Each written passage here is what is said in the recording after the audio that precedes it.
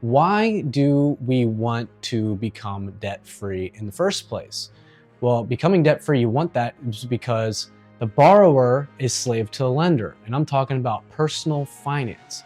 Every single dollar that you borrow is a risk. Every single dollar that you borrow is money that you're paying for your future wages. So if you, for instance, want a car you can't afford, let's say you have 10 grand saved, but you want a $30,000 vehicle and you want to go into debt to buy that vehicle. Well, what you should do is buy the $10,000 vehicle that you can afford. And money is used for instant gratification, debt-wise. Debt is instant gratification. And when you start going into debt, you start going down the rabbit hole of debt. I can't tell you how many times when I went into debt where I'm like, oh, I'm just gonna buy this. And then, I used my credit cards and I paid them all off. And the next thing you know, I'm $10,000 in credit card debt, because once you start going into debt with one thing, you start utilizing debt for other things because you want this, then you want that, then you want that. And the next thing you know, you're $10,000 in credit card debt when you just paid your debt off a couple months ago. And I'm not the only one. I have a couple friends that I talk to when we're like, and they have the same issue where it's like, I just paid off my debt. And then they have all that debt back a month later, because debt is behavior-based. Money is behavior-based.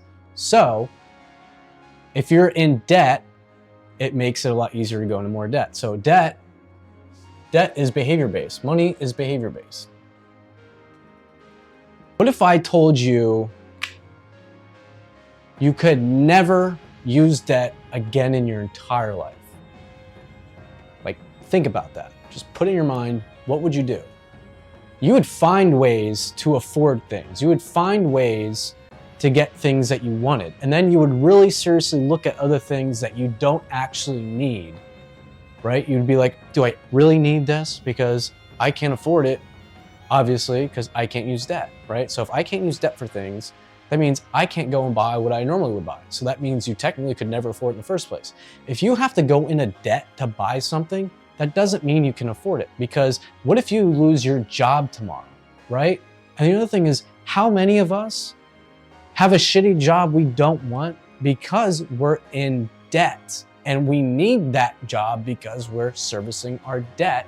And if we get rid of that job, we wouldn't be able to afford our lifestyle. So how do we become debt-free in the first place? It's all behavior-based, guys. Number one, it's all behavior-based. I might say things that mathematically you're like, this doesn't make sense, but it's not supposed to. It's supposed to be behavior-based. So a budget. I know everybody hates this word. I hate the word too. I've heard it so many times. And when I finally put myself on a budget, honest to God, it was the best decision of my life. Putting yourself on a budget.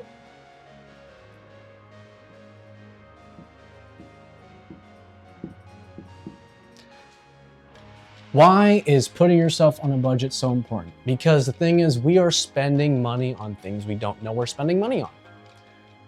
When I put myself on a budget, I found out I was spending $800 a month. I was spending $800 a month on food, going out to eat. And I didn't know that. I had no idea I was spending $800 a month going out to eat.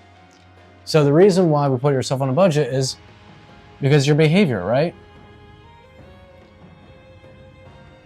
Being aware of where your money's going.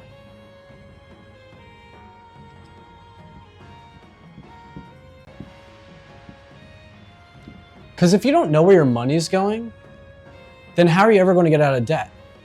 How are you ever going to be wealthy? How are you ever going to start investing? How are you ever going to get out of, all the debt that you're potentially in if you're, in debt watching this, right? So you have to be aware of your money. My parents just went and got a financial advisor. That's the other thing. I highly recommend financial advisors. So it just makes it easier, so you don't have to think about so many things, and they can help you out. I would, if you do get a financial advisor, I'd highly recommend whatever Dave Ramsey recommends, because there's a lot of financial advisors out there that aren't good either and can hurt you more than help you. And yeah, so get a financial advisor. Yeah, but when my parents went on their budget, they were spending something like $1,200 on food. And my mom was upset. She was not happy. She's like, there's no way we spend that money on food. There's no way. And if they never went and did that finally, like, yeah, they're a little older now, but if they never did that, they wouldn't know.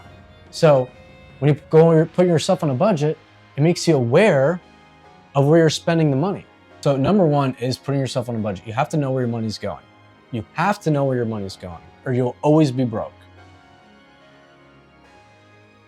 You have to know where your money's going, or you will always be broke, period. You have to know. And I know a lot of people out there, I'm talking to you, I know a lot of people out there that don't want to know. They don't want to know. I know many friends that are like, I don't want to know. I don't want to know. But do you want to know now and be pissed off at yourself now and fix it now? Or do you want to wait 5 years and be in a situation 10 times worse and then really being like, damn it, I should have listened to Jeremy in the first place? So yeah, really, seriously, budgeting. And one of my favorite apps is, which app do I use? Rocket Money app. I use the Rocket Money app.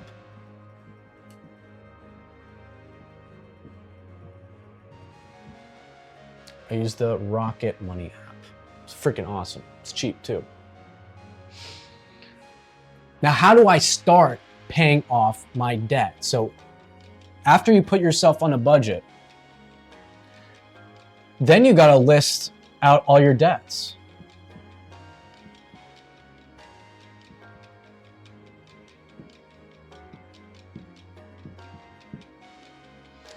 List out all your debts from smallest to largest.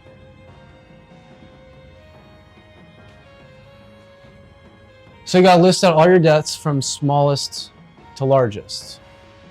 And then they have the thing, number 3, as it's called the debt snowball method.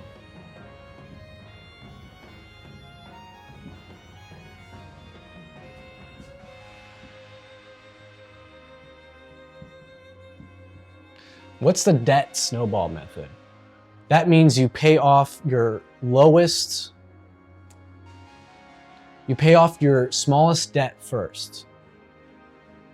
And a lot of you are going to be like, but Jeremy, shouldn't I pay off my largest interest rate first? Well, if we're doing math, you wouldn't be in debt and you wouldn't be up in this position in the first place. So no. And I'll tell you why. That's because, so if you, let's say you have a $1,000 credit card that you got to pay off, your smallest debt. And then you got a $10,000 credit card. Yes, if you pay off that one first, the $10,000 one first, you're going to save money in interest. But here's the thing. This is all about the brain, the mind, and about behavior. So if you pay off your smallest one first, that's going to give you a reward in your brain. You're going to get excited. You're like, oh my God, I paid that off. I'm so happy. I never thought I'd pay that off. I paid it off. I feel excited. So now, since you're excited and you paid that off, you're going to feel more motivated to then pay off that $10,000 credit card. But if you have the $10,000 credit card, it might be so daunting that you might give up after a while. But if you pay off the smallest one first, then it'll give you more motivation to attack the biggest one. And then you're saying, but Jeremy, you know, I only make so much money. I can only pay off so much. Well, that's why you go on a budget, right? And the other thing is, cut every freaking thing you can. Cut every expense you can.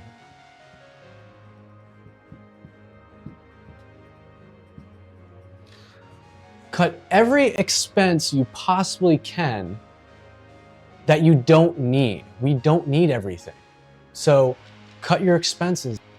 When I was in the process of paying off all my debt, I had $50,000 in debt. I cut everything.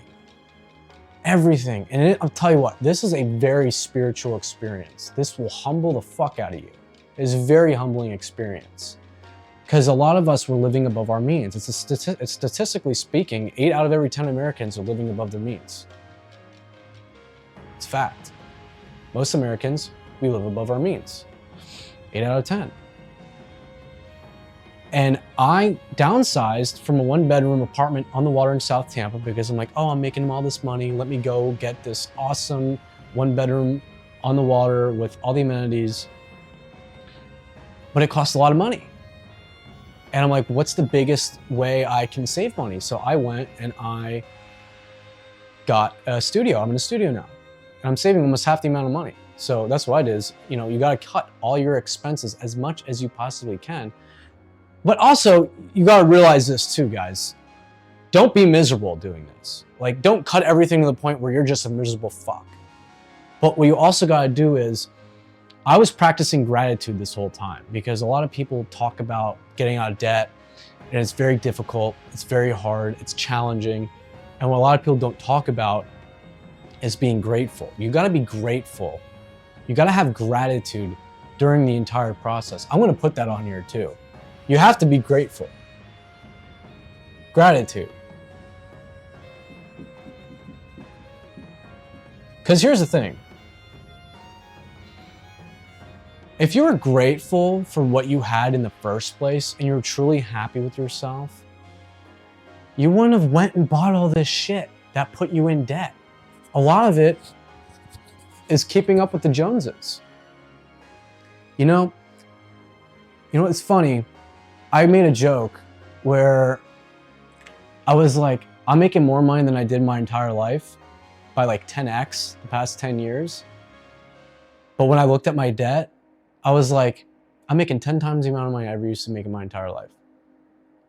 But with the debt I had, I was more broke, more poor because of the debt, making 10 times the amount of money I ever made than when I was working as a busboy, making like $200 a week.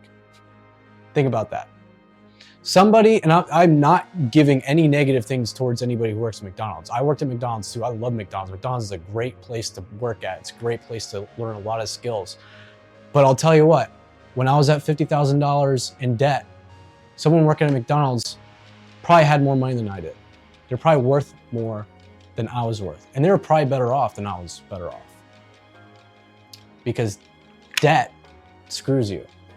That's what happens is a lot of the times, you go to college, you get that dream job, and then, you got, say, $50,000 in college debt, and then, you got this great brand new job. You start making $60,000 a year. Then the next thing you know, I want to get that BMW or that Honda, whatever. Let's say a $50,000 car, brand new car. I want to get that $50,000 car, right? Great. Then you go find your significant other, right? He or she's making $60,000 a year. Same thing. Next thing you know, you're like, let's go get a house. And you go get a $500,000 house. So, and next thing you know, you want to go get some nice clothes. So you go use your credit card. You get some nice clothes, get some nice suits. Next thing you know, you're making $60,000 a year, but you have $600,000 in debt. So you're better off, if you don't obviously do this, you're better off in a way, working a minimum wage job than you are because all the debt you have. It's like, think about it. If you lost your job right now, how would you fare off? How would you fare? What if something crazy happened? What would happen? The reason I was in the position I was in is because, number one, I wasn't paying attention to my money. Number two, I wasn't grateful for what I had. If you're not grateful for what you have now, what you want in the future will be taken away from you. And because I didn't have the actual money that I thought I had to downsize. I had to get rid of a lot of things because that wasn't how much money I was actually making. And I'm also looking towards my future. So budget, become aware of where your money's going. Number two, list out debts from smallest to largest. Number three, debt snowball method. Number four, cut every expense possible. Number five, gratitude. And I'll do number six. Find ways of making, find side hustles to make more money. Because we want to pay this debt off fast. We want to pay it off fast as shit, right? So if you're not making if you want to pay it off faster, find some side gigs. Like, is there something that you enjoy doing that you can make some money off on the side? If you have a decent card, you want to Uber on the side, a couple hours a week, making that extra money. There are plenty of ways to make extra money nowadays. Like you got Uber Eats, you got, the whole gig economy. So there's all kinds of ways to make extra money. Auto payment. You want to put everything on auto pay. Put every debt on auto pay.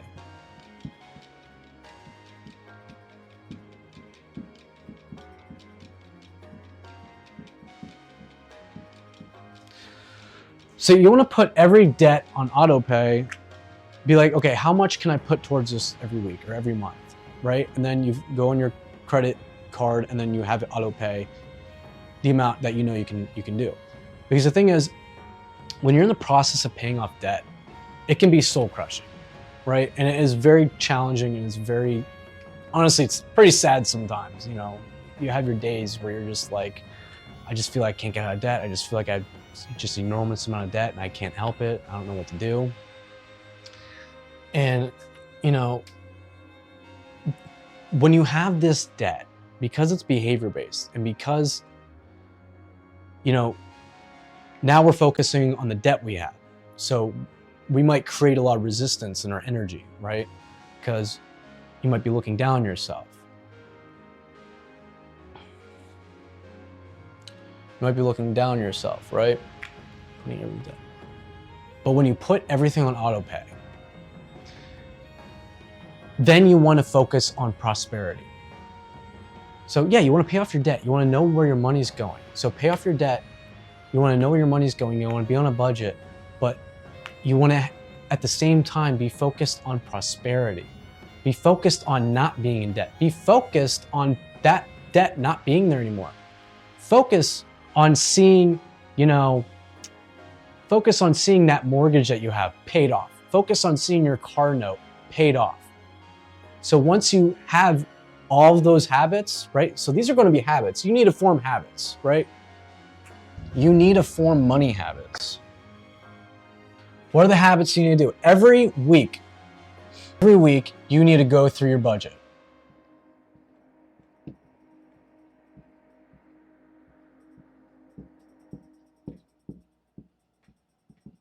Every week you need to go through your budget. These are habits you need to have. So every week you need to go through your budget.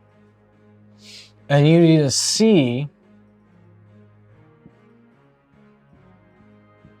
yourself debt-free.